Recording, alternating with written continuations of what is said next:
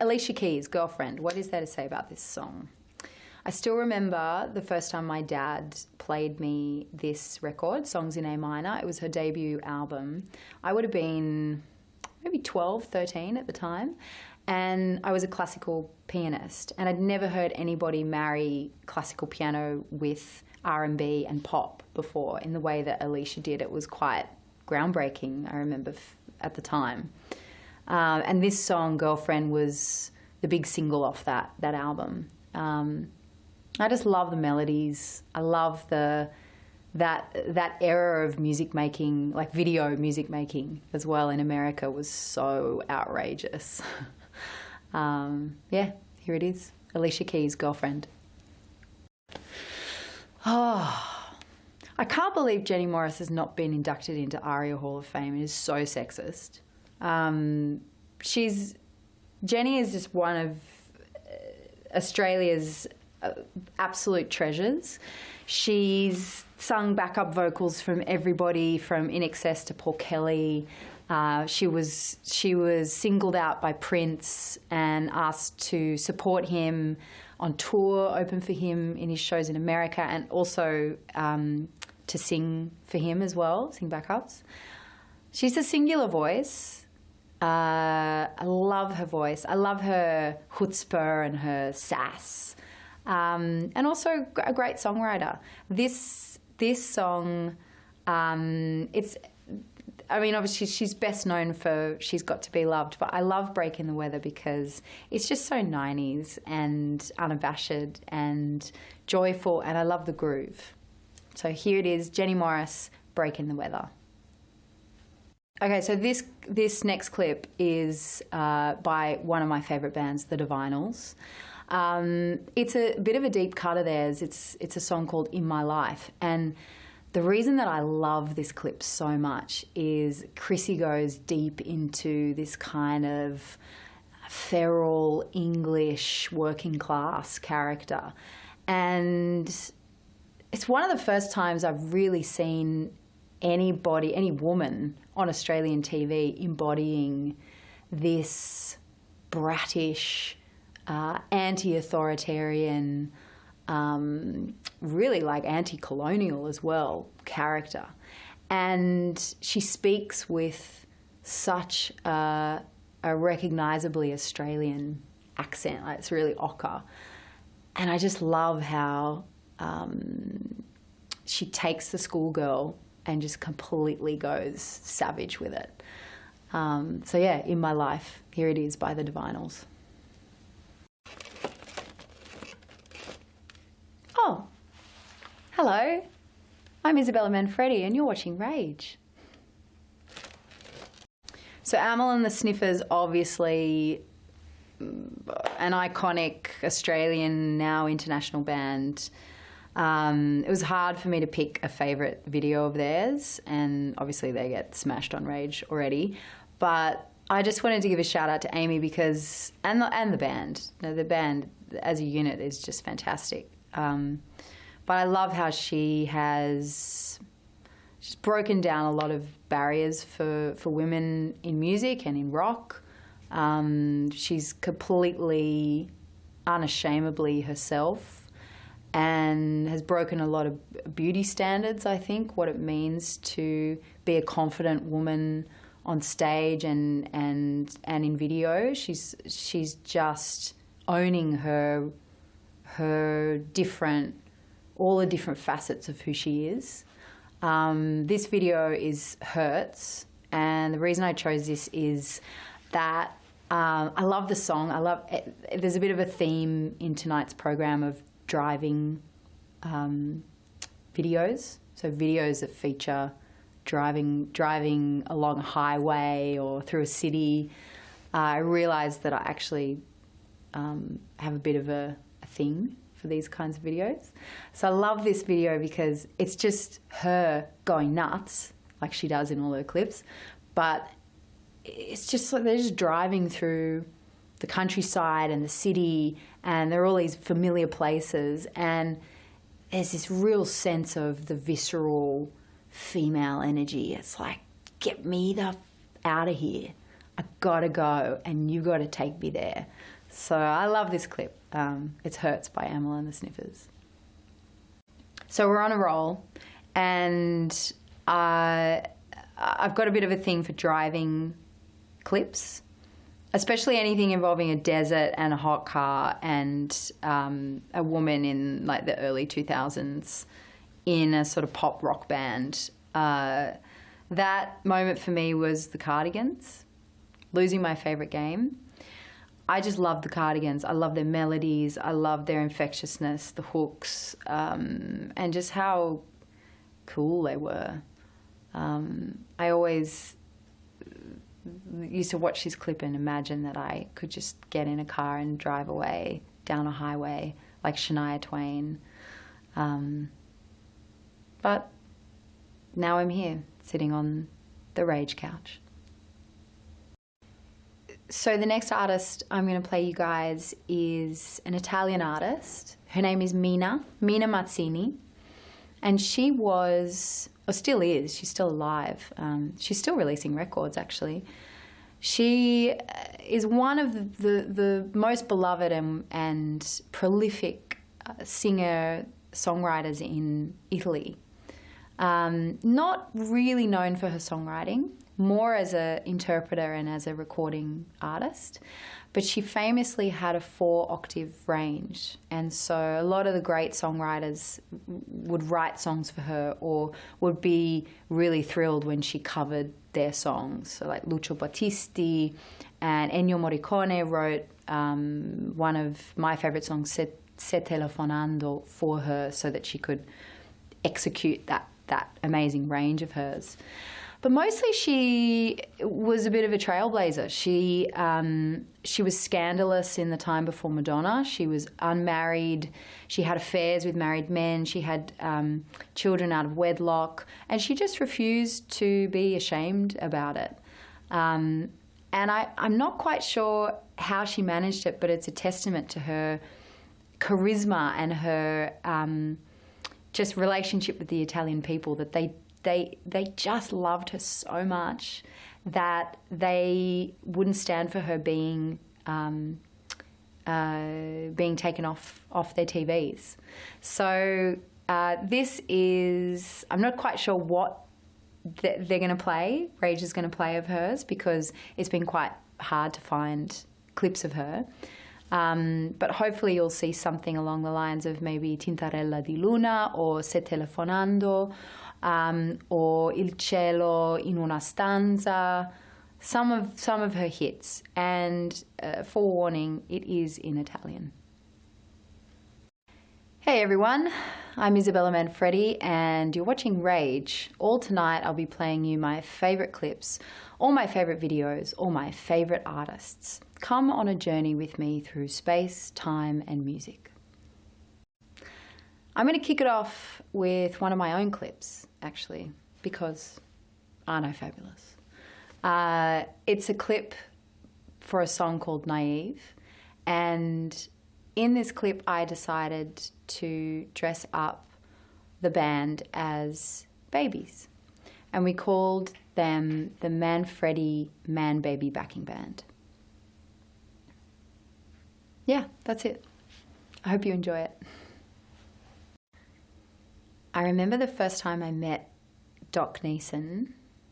We were doing a series of rock quiz shows together, and he was really sick at the time. He was apparently in remission and well enough to do the shows, but he would eventually pass away a few months after we did these shows together. But he was such an incredible energy and such an intelligent person. I really felt a kinship with him, an affinity with him. And he kind of took me under his wing and gave me some advice. And yeah, it was a real moment for me seeing this man who was quite frail at the time. He needed help walking to to get in a cab or, yeah, but then when he went on stage, he just assumed this magnificent magnetic personality. And it's the mark of a true performer. So I had a hard time, again, choosing a favourite Angels clip.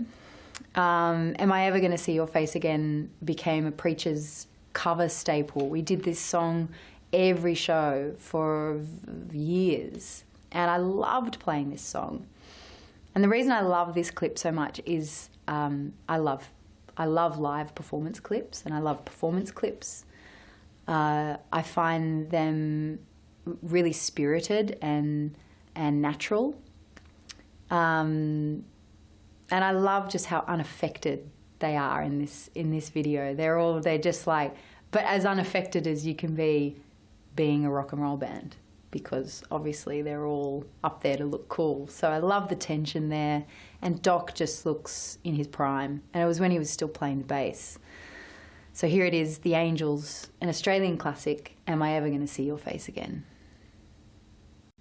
Hi, it's Isabella Manfredi, and I'm still playing you my favourite videos.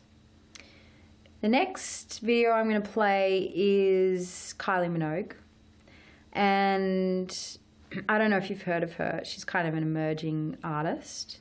She did a few good clips back in the 90s, but haven't really heard much from her since. This track is one of my favourites of hers. It's just a very sort of lo-fi, low-budget clip. It's not really much going on. She doesn't really do much in it, and the song's pretty average. It's called Confiding Me. Oh, who are these guys? I've never heard of them. Do you have some videos of these guys? No? Oh well, back to obscurity then. Who else have we got here?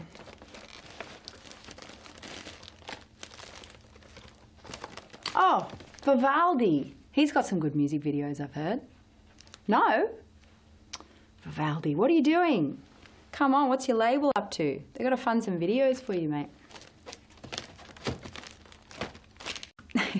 So XTC, one of my favourite bands growing up. I think my dad had the Fossil Best of Singles collection, which was like a triple CD or something. And we had all of them in the CD stacker when I was a kid. And in fact, I think we probably had the cassettes before that. But they were on constant rotation at my house. This song is Statue of Liberty is just my favourite song, and it's one of those songs that I've loved when I was a kid and then continued to love into my adulthood. And I think it's rare when that happens, because some music, and in fact a lot of the other clips that I'm going to play tonight, are clips that I probably wouldn't listen to now. You know, they just existed for a certain amount of time. XTC were a keys-driven pop rock band, and incorporating sort of new wave and post-punk as well. And they had tremendous melodies and very, I'd say, particular stories that went with the song. So this song is all about loving a woman as though she were a statue. So there's something Greek in that, isn't there? XTC, Statue of Liberty. There are a few bands, female-fronted bands, through the early 2000s that I was obsessed with, and Catatonia were one of them. Catatonia were a Welsh band, although they managed to sound like, I was convinced they were Scando. The lead singer, Cerise, I loved her voice, and the songs made absolutely no sense whatsoever, but in a great pop way. The clip I've chosen is from one of their big singles, Road Rage, and it's a totally preposterous clip. It's from that like Y2K obsession with sort of sci-fi, dystopian, The Fifth Element, like everything's kind of, there are lots of flying cars, and they're in like a box apartment with nothing in it, and everything's sort of plastic, and it just makes no sense. Like, but it's great, and the song makes no sense, but it's great. And yeah, here it is, Catatonia, Road Rage. So I think since maybe, God, I'm trying to think of when the last great Australian frontman was.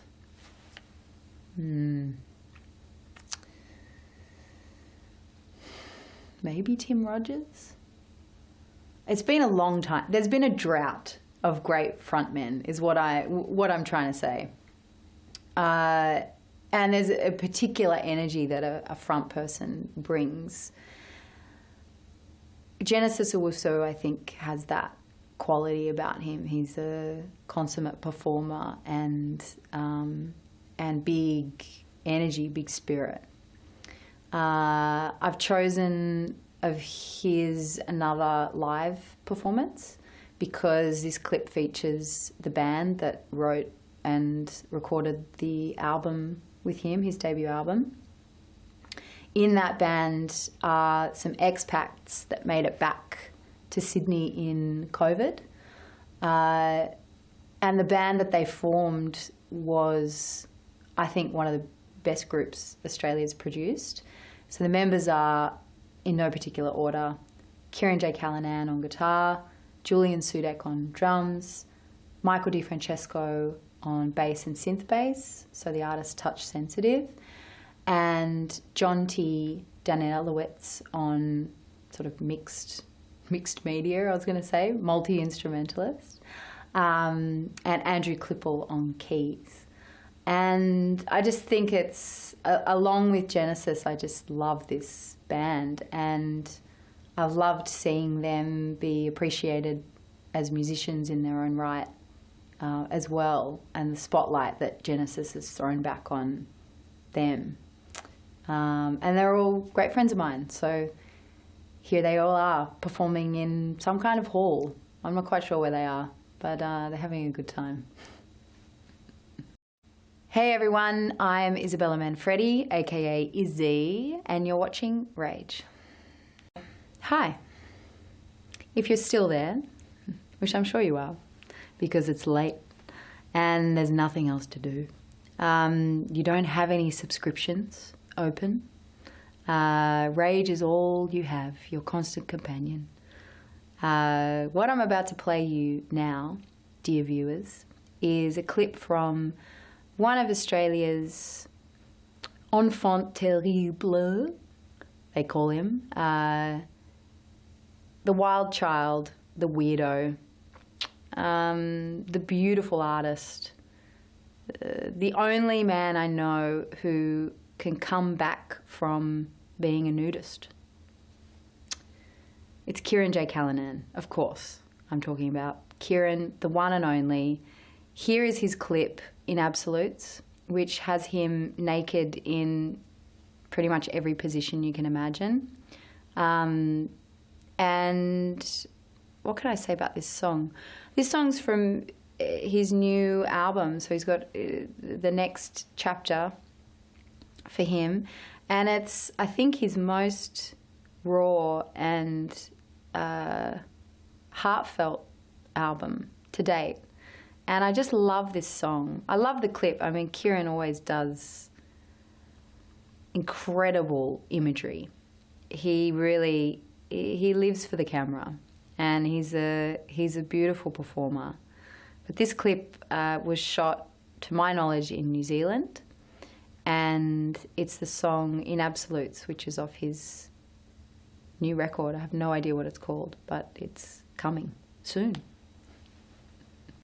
So next up, I'm going to play a song by one of my favourite artists, Angel Olsen. This song is one of the first singles off her new album, Big Time, and it's a song that, it reminds me a lot of Burt Bacharach and early kind of Glenn Campbell, Jimmy Webb stuff. very country influenced, but also, yeah, it's got that Burt Bacharach 60s pop vibe too. But anyway, she's done this record with Jonathan Wilson, who just produced my album as well. And he did my album before this album, though. That's how long I've been waiting to put this album out. But I love this song. It's just beautiful, and it feels like such a send-off to, you know, a period of time that it's done, and you know it's done, and you wish them all the best, which I think is a great sort of send-off for the couple of years we've just had. So here's Angel Olsen, All the Good Times. Cat Power's Son was a real formative record for me. I think she released it in 2011, maybe 2012. Can't quite remember. But it was a real departure for her. She started self-producing at that point, and up until then, she'd really been an indie darling, a real sort of more folk, like classic singer-songwriter. And this record, she went almost electronica with a bit of pop in there. And I think at the time she said that she wanted the album to sound like the Rolling Stones were doing disco. And it happened at a really interesting time in music. I remember at that point there was a real cross into pop being enjoyed in this ironic way, which up until then it was either you were cool or you weren't cool, or you liked certain music and certain music was in and certain music was out, and there was a popist and a rockist ethos. And it was around this time that those sorts of ideologies started to become a bit blurred. So Cat Power did this great record. It was reflective and introspective, adventurous, idiosyncratic, and just, yeah, it made a real impression on me. I listened to a lot before we did the Preatures, Is This How You Feel? It had a big influence on that song and that EP. And the clip is just her walking around New York, talking to people and being kind of fabulous. She was in the autumn of her career at that point. You know, she'd been making music since she was in her teens and been in the industry for a long time. And she was at this really interesting point as a woman too, figuring out what was next for her. And what was next was taking music into her own hands and taking the production into her own hands. So, yeah, I love this record, and I love Cat Power. Here's Cat Power with Manhattan from the album Sun. Hey everyone, it's late at night or early on a Saturday morning, and you're watching Rage, and I am your host, Isabella Manfredi. Oh, what a night. It's been fantastic hosting you for Rage. Really a career highlight being here on the red couch for me, and I hope I get the chance to do it again. But for now, I'm going to sign off with a couple of my own videos. Actually, no, I'm getting word that it's just one video. Is that right? No, 2 videos. Okay, so we're going to sign off with 2 videos. Wow, I've had an illustrious career. So this clip is was my first ever solo single. It's a song called Jealousy, and it was created with a very dear friend of mine, Byron Spencer, who, along with myself, came up with the concept of a jealous man who becomes sort of, I guess, obsessed with me, but is jealous of my baby belly. So I was very pregnant at the time we shot this, and it was really exciting to me to be able to work with a director in a way that wasn't trying to make me into some earth mama or like do the normal tropes of being a pregnant woman in music.